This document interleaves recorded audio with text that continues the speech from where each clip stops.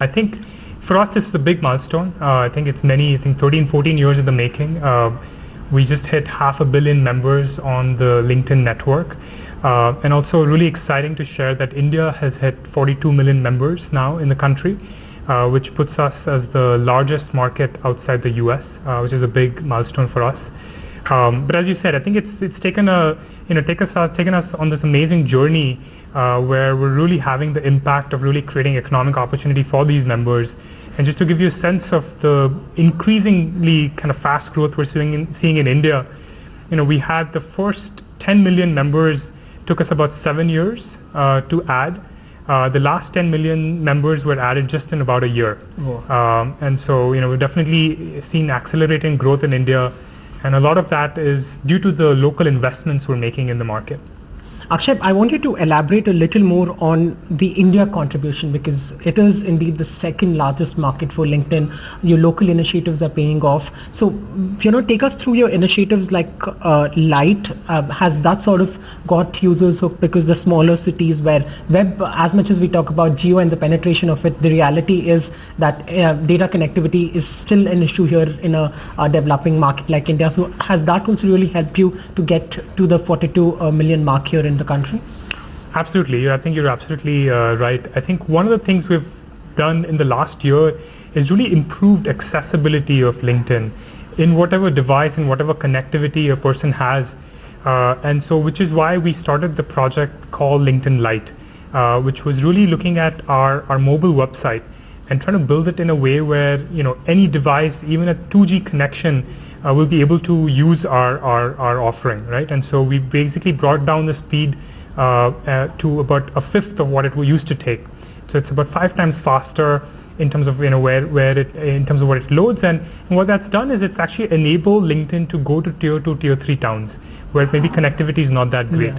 The other thing to note, I think, on the same vein, is that there is also culturally, people are kind of not that keen on getting apps. And I think that could be because of the data usage. They want to keep it to a minimum, but also because of storage usage.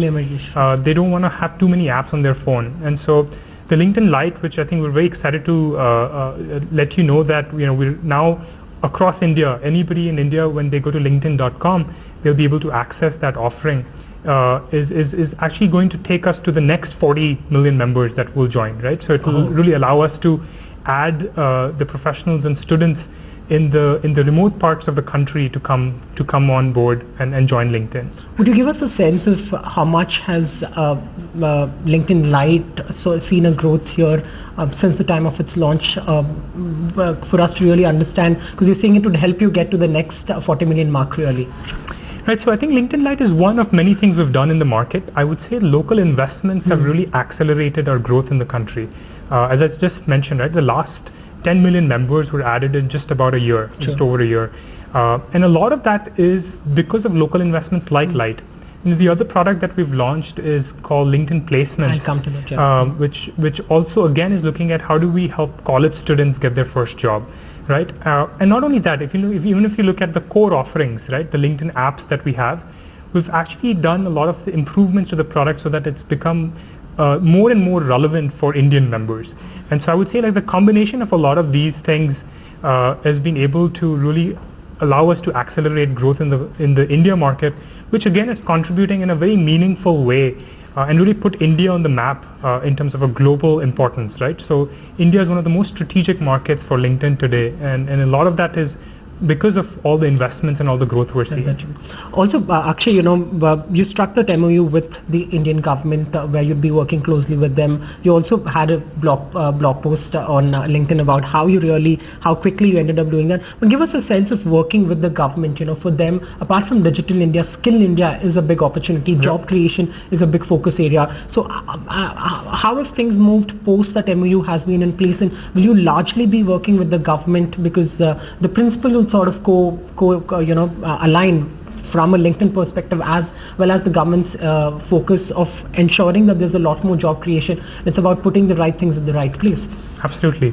So I think if you think about like what LinkedIn is trying to do, our dream is to create economic opportunity for every professional in the Indian workforce. And if you really think about that dream, you'll realize that it's so well aligned with what the government is trying to do. The government is trying to make sure that through programs like Skills India or Startup India is really to enable that there's enough jobs being created and also that enough people are getting those jobs. And so I think for me, having not interacted with any, person from the government up until 9 months ago, it's actually been a pleasant surprise. I think it's actually been a very pleasant experience working with them. And the blog post talked about how, actually with them as a stakeholder, it was one of the fastest partnerships we ever struck. And so we were very excited to do a MOU with the Human Resource Ministry, which what they've done is they've enabled placements as a product to all the different colleges in India. And that's really kind of powered a lot of our growth, right? So to give you a sense, the first 10 weeks when we launched the product of placements saw 2 million job applications on our platform, just in about 10 weeks. And so this idea that any college student can now take a test sitting at their home or their college to get the best jobs in the country through a product like placements has actually really resonated with the Indian audiences. Done. Also, coming to your plans to work with startups, while you launch those India-specific initiatives, there's also an interesting booster pack for startups. Give us a sense of how that has worked, and largely LinkedIn's play for startup ecosystem. Are you on the prowl for some sort of an acquisitions, partnerships, investments, or will they largely be to help them access the platform better? What really is the startup strategy really? It's a great question. So I think we continue to be very excited about the startup ecosystem in India. And so, when different products are obviously looking at the consumer side in terms of giving them accessibility, at the end of the day, LinkedIn is a marketplace. And so the only way this marketplace works is if you have enough companies also joining the platform and also putting their jobs on the platform. And within that space, startups emerge as among the most interesting things that's happening in the Indian ecosystem. So what we launched was what we called a starter pack, which is essentially we can partner with small, medium businesses and startups to really help them grow their business using LinkedIn. And that's off to a really good start, almost to a point where now we've institutionalized that and put it as part of our sales organization in terms of really pushing that to small, medium businesses in India. And so in general, we're very excited about what we're doing there. In terms of acquisitions, or partnerships, we've actually done a fair bit of partnerships in the last 6-9 months. We've partnered with a lot of jobs providers in order to improve our liquidity. We've also partnered with a lot of assessment players like Aspiring Minds or HackerRank as a way to really become the enabler to sort of push. Exactly. And so we continue to do that. I think our philosophy is to be open about that.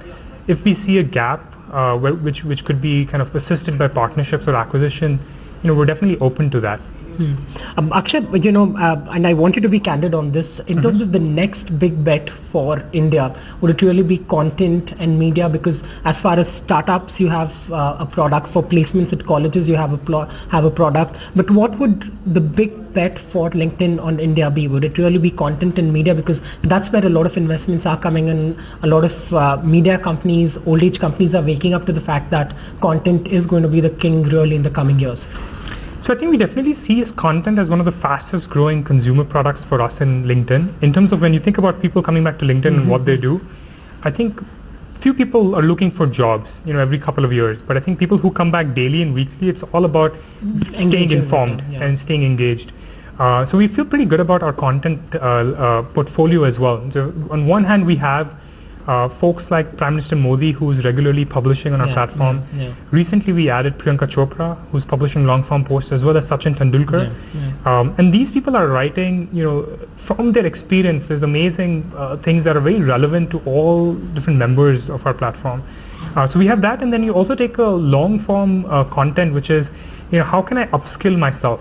How can I learn the right next thing so that I can be prepared for the jobs of tomorrow? And so for that, we have an amazing library of Linda content, which allows you to, let's say you're a product manager today and you want to be a designer, you can learn all the different skills from there to really make that switch. And so overall, content from staying informed today in terms of what news is going on, and the long form content in terms of upskilling, is really going to drive a lot of people in terms of advancing their career on LinkedIn. As far as challenges that India pose, any specific challenges that you see in terms, also at a time when automation, we're talking about artificial intelligence, the nature of jobs are really changing, the skill sets that one requires to make the switches off, get a new job. You've previously, of course, extensively spoken about the gap in the education system, what skills we bring to what is required, but what really are the big challenges that you're facing, and how do you see them really panning out?